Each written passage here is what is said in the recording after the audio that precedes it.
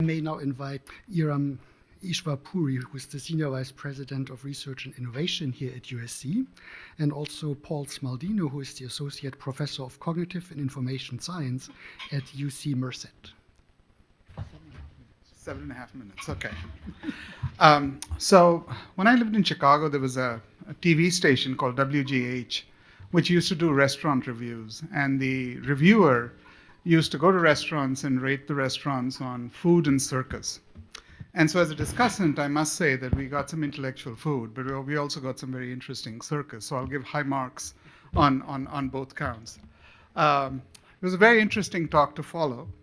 And what I would say is that value capture essentially gives us, rankings were mentioned. But we all use rankings, right? I wanted to buy a pair of chinos. And I went to various websites and I discovered bonobos. I wanted to buy T-shirts. And I went to, a website and I discovered Cotton On. I wanted to buy socks. I discovered Bombas.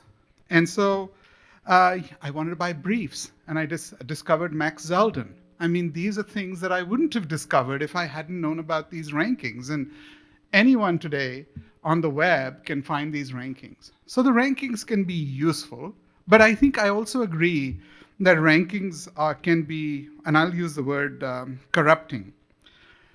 And the reason is that we have so much information nowadays that to go from the qualitative to decision making, to evidence-based decision making is very difficult, right? So we go to the quantitative, and the quantitative is very simple. My wife and I were in the market for an electric vehicle, an EV, and so we went to Edmunds. And then we got hung up on whether an electric vehicle had an 8.5 on a 10-point scale or an 8.4 on a 10-point scale. And so, the rankings sort of mess you up. There's no doubt about that. But I think that they also help you. So how do you do qualitative reasoning? I'm the co-chair of the Dean of Libraries search committee. And the search committee said, you know what, we've got to sort of poll the entire university, all the faculty and staff, about what the next leader of the library should look like. We did that. We got 450 responses, and a committee always wants lots of questions. There were 9 questions, and these were all long form answers, right? So we had a matrix of 450 by 9, and I gave like an Excel file to the search firm, and the search firm said, you can't do that. I mean, we have no idea what this means. Can you summarize it? And so I went to ChatGPT, and what I did was I took each of the 450 answers to each of the questions, and there's I have a favorite command on ChatGPT. It says summarize for a 10th grader. And what that does is it gives you something which is like a paragraph or 2 long, and then I gave that to the search firm, and they were very happy with the answer, right? So did I lose information? Sure, I did. Did it corrupt the process? Sure, it did. But it got the job done, made my life easier, right? And so rankings, value capture is also something like that.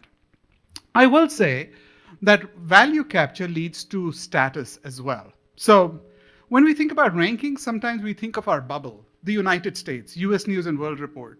But rankings are very, very essential globally. Countries follow them. In China, there's a whole culture built on rankings and H indices. If you publish in a journal that has a high impact factor, you even might get a monetary reward. You get, you progress through the system, much faster. So rankings have a way of turning heterogeneity into homogeneity. And so, what rankings then do is you have a homogeneous world. I mean, for those of us who've traveled to China, you know that certain Communist Party officials or functionaries will drive Audis, whereas others will drive BMW. So depending on which car they drive, you know exactly where they are in the hierarchy, right? So I'm just using China as an example, but there are examples also in other cultures as well. And so rankings, value capture leads to status, right? And so going to the 5th ranked university as opposed to the 6th ranked university, as was mentioned. But what rankings also do is they create brand value. I mentioned Edmunds' brand values of various cars. I mentioned Max Zeldis, Bombas, Bonobos, right? When you want to buy something. So, and brand value creates a halo effect. And that halo effect is very beneficial to the brand. So you go to Harvard, their political scientists are probably highly ranked. So therefore, their physics department must also be highly ranked, right? So I'm using higher education examples, but you buy an Apple iPhone, so maybe a MacBook should also be highly ranked, right? There's a halo effect that you have with value capture. And so what value capture then does through the brand value is it creates influencers. Somebody's here on the podium, let's say from Google or Apple, and they're talking about AI. They're obviously more competent than somebody from a startup that's talking about AI because you trust the brand. So brand leads to halo and leads to influencers. And I think that that's something that we have to wrap our heads around. So, we talked about experts. I really don't want to be an expert. I don't want to catch fish. I eat fish. I want somebody to give me fish. And sometimes there's cause and effect. My wife is Jewish. Kanye West said a few things about Jews. I really don't like Kanye West. So there's cause and effect, right? And so expertise sometimes comes through these emotional loyalties, through value systems that we have. I don't care about Kanye West's music. I care about his sentiments, and I don't want to hear his music. I don't want to give him any of my money because of my loyalties to my family, my wife, her family, and so on, right? Again, I don't want to fish, but I like eating fish. Salmon's good by me too, so if you'd ever want to take me out, I'd be happy to have salmon with you. So, those are some sort of individual decisions that come into being, just riffing off what the speaker said. I think that decision makers are busy, and I hang out with a lot of decision makers.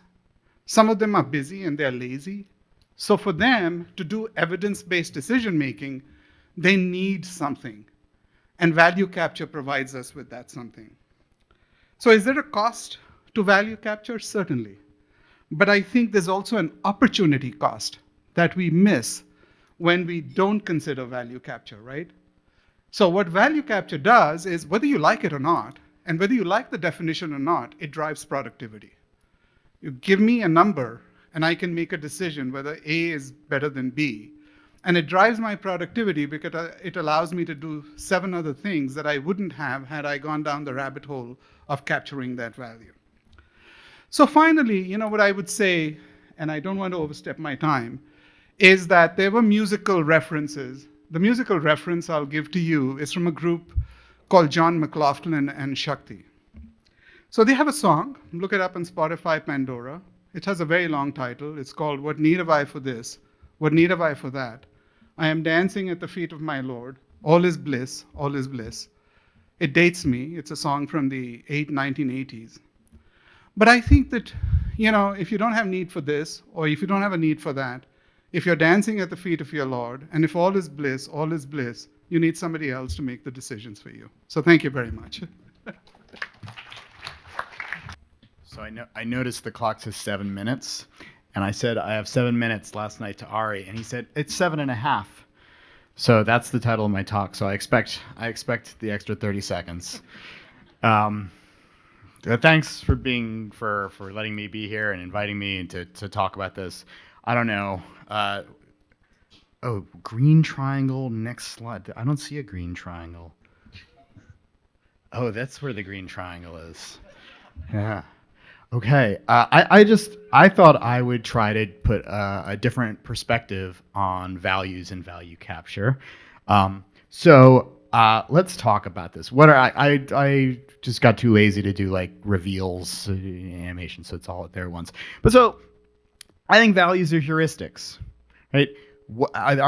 The world is just rife with uncertainty. It's bafflingly complex. We don't know what to do. We have to make decisions under just tremendous uncertainty. We don't know what the consequences of what we're going to do in one context versus another. We need some way to reduce the uncertainty, reduce the set of options. And values provide that for us, right?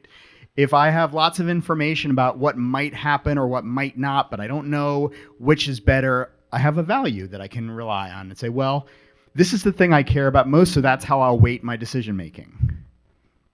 So they help us know how to weight information and possibilities to make choices. And to the extent they vary cross-culturally, which they obviously do, values culturally evolved to help individuals make choices that improve one's success in that society. And that's the idea of cultural evolution. That's my field, is cultural evolution. So in theory, that's how it should work.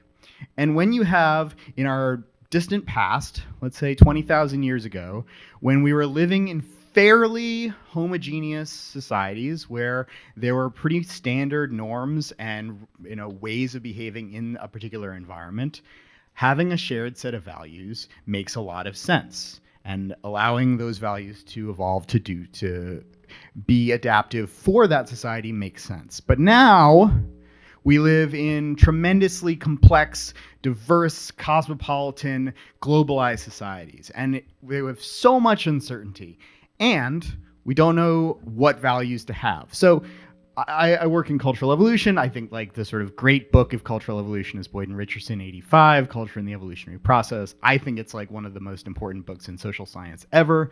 I wrote a book. It's out in October. That's it. But so when we look at cultural evolutionary models, there's lots of insights. One of the thing these models are designed to do is try to explain when we should rely on social learning from each other and how to rely on social learning. What kinds of biases should we have? Who should we learn from? How should we process social information? And some of the insights from these models and that have been since very well validated empirically, one, reliance on social learning should increase in variable or uncertain environments where we don't know what to do. So let's see what other people are doing. And if we can't be sure that our parents or our teachers have environmentally adaptive values, we should expect individuals to use uncertainty-reducing heuristics to figure out who to learn from. So things like, let me be conformist, let me do the thing that's most popular, because in the aggregate, maybe people are smarter than just one random individual. Or that person's very prestigious or successful, so they've clearly figured out something that I should learn from. And one of the things that happens over time is that individuals that adopt certain practices, beliefs, and values, who are more successful are more likely to transmit their behavior, or their group is more successful. And so those values and beliefs and behaviors get transmitted over and over again.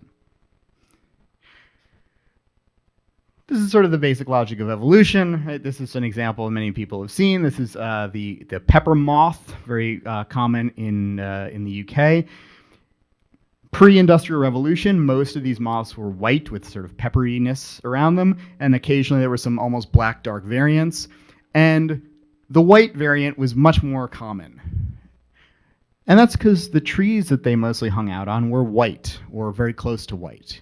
And so being white made you camouflaged at the tree and less likely to get eaten by a predator. However, after the Industrial Revolution, when all the smoke from all the factories stained all the trees black, the black moths survived, right? And the white moths now, in a new environment, their previous adaptation didn't work so well, and the new adaptation worked much better. Perverse incentives that we have in our culture act as selection pressures for values. So I disagree here with T that perverse incentives are categorically different than values. I think perverse incentives are the selection pressures that shape our values, right?